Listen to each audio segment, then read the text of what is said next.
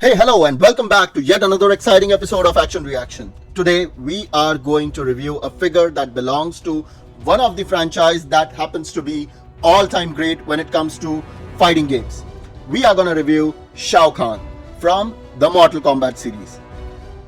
And before we start with the review, I'll need you to do me a favor. Please go and hit the like button. Please share this video with your friends. Please comment on how I'm doing.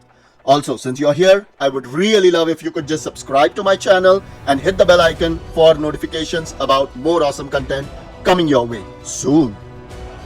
So today we are going to review a villain, and not just any villain, but perhaps the most common villain when it comes to the video game franchises. And that guy is, of course, the Emperor of Outworld, the main antagonist of Mortal Kombat series, Shao Kahn. Wow. This guy looks awesome. Now let's move ahead to the very first section, that is the box design. And I have sort of a new friend out there who is just turning this box around, but let's go ahead and observe this box in, more closer. Alright, here Shao Kahn belongs to this particular version of Shao Kahn is from Mortal Kombat 11. You can see the name come in. You see the entire display, which gives you a very good view of this figure. And I believe this is a new box line for Mortal Kombat, because I probably do not remember seeing the side portrait for Scorpion, or probably it was there, I just don't remember it, but this is an excellent pick. So I love this. And if we go to the back, yep, there's that entire portrait of Shao Kahn, menacing as we all know him. We go back, that's his hammer. We have Mortal Kombat, we have McFarlane Toys, and of course we have a top window display for those who would like to keep their figure like this and would probably like to have more visibility of their figure. So over and all, this is a great box, and I mean, I like it more than DC Multiverse line that we currently have. I believe McFarlane Toys did the best one with the Mandarin Spawn, but this I like it better than DC Multiverse. So I do not want to give this a 0.75, but it will not be a 1. Let's do something crazy. I'll give it a 0.9. Yeah, it just missed by this much. But overall, a very great box. Now, let's go ahead and remove this action figure out of its box.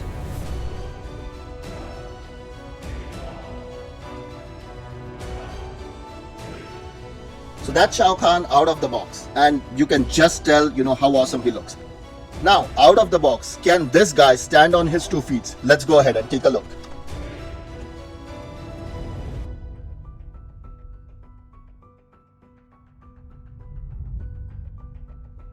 So not really a good sign. I mean, I had to face a lot of difficulty in, standing him on his own 2 feet. But let's see how he poses when we are doing his posing review. As of now, just on my initial look at this figure, looks marvelous. Let's go ahead and do an in-detail review of this figure based on its design. Okay, so before reviewing this figure, let's go ahead and look at the accessories that come with this figure. What we have is the standard McFarlane stand.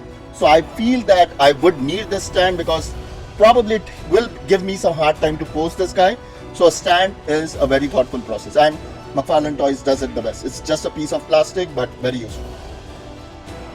Next we have is the War Hammer of Shao Kahn. If you see, yeah, that's our Mortal Kombat symbol.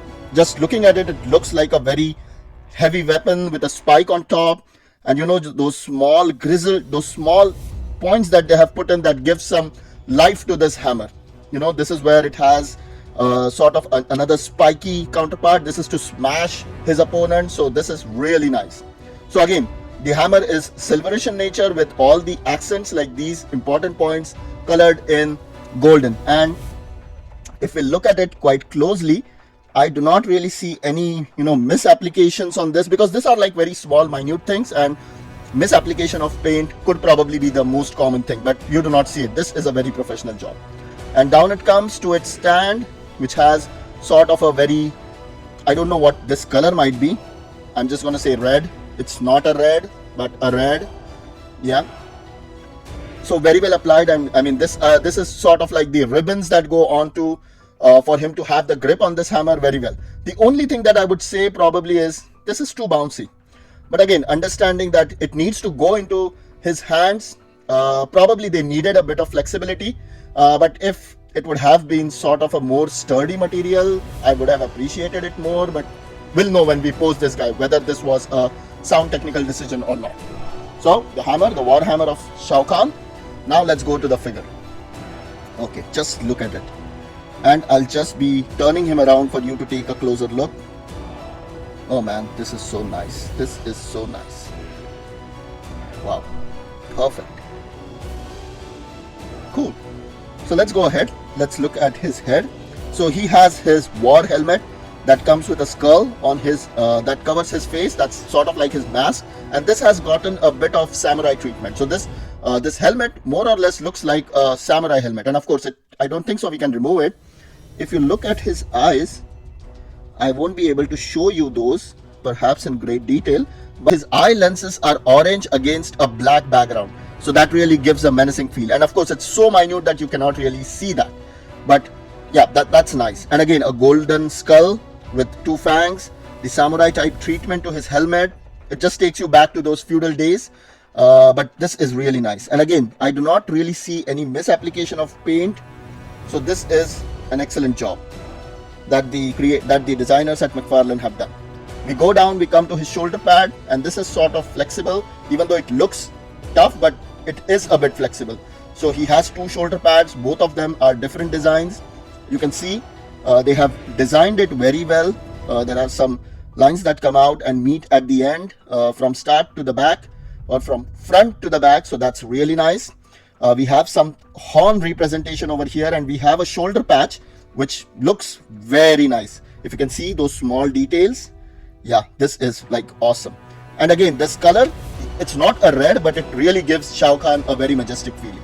And then we have the harness which is going to hold his armor or his shoulder armor in place.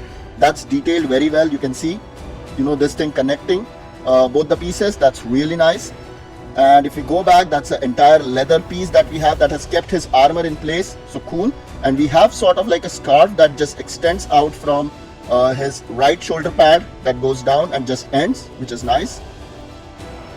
We go to his waist, wherein you have this big giant buckle that is again sort of hidden behind I believe this would be a cloth which holds it. So a belt, a very nice belt. This sort of gives this belt has sort of fur that has been attached. So good detailing that has been done on this fur, which goes down to his stash, and again, extreme detailing that is really nice.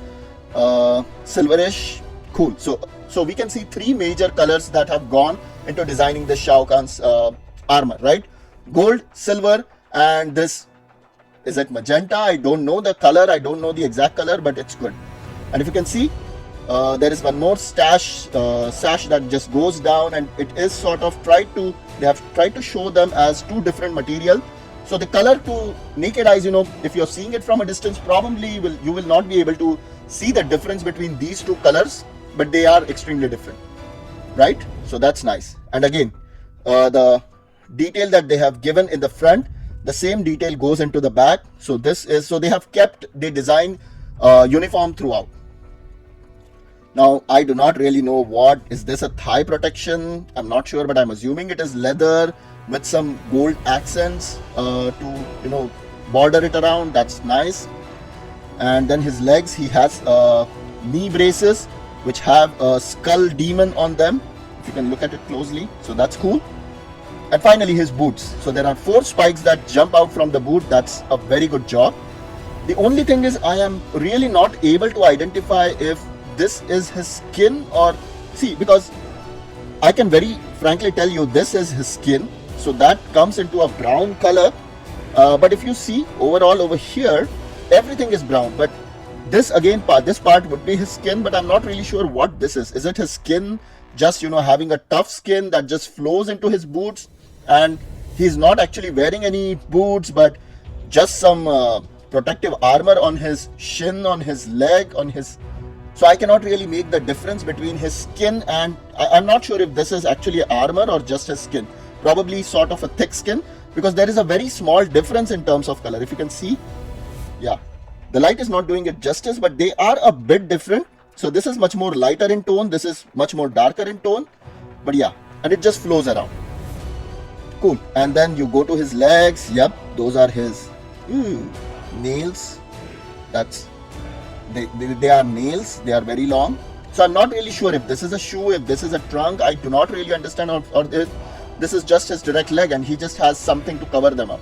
I'm not able to understand. So I believe there was something that they could have added to, make that a clear distinction. But from far away, it really doesn't matter. If it's just the problem when you come in a bit closer, right? If you go to the hand, again the same thing. He has a shoulder bracelet over here.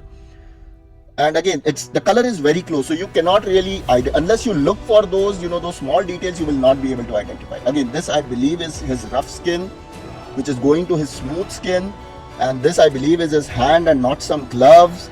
And there are spikes that are coming from his hand. So I want to believe all of this is his skin, with just the exception that these are the items that are pointing are just the armor materials, like his shoulder pads, this, his belt, this one, probably his knee braces, and this probably could be just a shin armor. That's what I feel. Other than that, rest everything is his skin. So in terms of design, I do like it. I enjoy this design. He looks like a real menace out here. But, just those small things that probably throw me away a bit. Yeah, they could have done a bit better job on this guy, because I'm confused. I do not know if this is his skin or if it is genuinely some garment material. I really don't know. So in terms of design, I like this, but I'm not going to go all the way. I'm going to rate him at 2 for his design. Now we have looked at the design aspect. Let's have a look at his articulation. So here is Shao Kahn. Let's go ahead at his head. Let's see how that articulates. So he can do a right, he can do a left, he can do a this much down, which is decent, and he can do a this much up, which is not more. Can he go completely around? Yes, the material is sort of soft, so he can go completely around. So it's nice. Now let's take a look at his hand. I'm going to compare both the hands because I do not know how this will work. So his left hand, this is how much it goes up. It turns around, and then you can probably go a bit higher. So that's nice. It turns around completely. There is a bicep curl, I'm assuming, which turns around quite nice. We go down to his arm, and this is how much it goes in. So 90 degree, that's respectable. His hand, look, if I hold it here, so it goes down, it goes up. So left hand, I would say, is probably good. Let's have a look at his right hand. So I think this is how much he goes. If he turns around, yeah, he can go up. This turns around completely, don't get me wrong. This goes around completely. But if I'm supposed to keep him this way, this is how much he goes. Yeah, we can turn it around, but yeah, there is a chance that you might just pull his hand out. But you can always, and this is actually, some soft material which will turn around. It's more or less open. It's only connected here. So yeah, we can turn it around, but I'm not sure if it would do justice to the entire silhouette of the figure. I believe this is more natural when it comes to the figure and that armor, right? So there is a bicep curl, of course. I don't think so I have access. No, I think the bicep curl on right hand is available, but it's not really operational, or at least I am not able to curl it around. So okay, then we go to his hand this way, and again this one I think has more better capability than this. You see the difference? This only goes 90 degree, this can go a bit beyond. So I'm not sure, is it because this is not opening? Not really sure.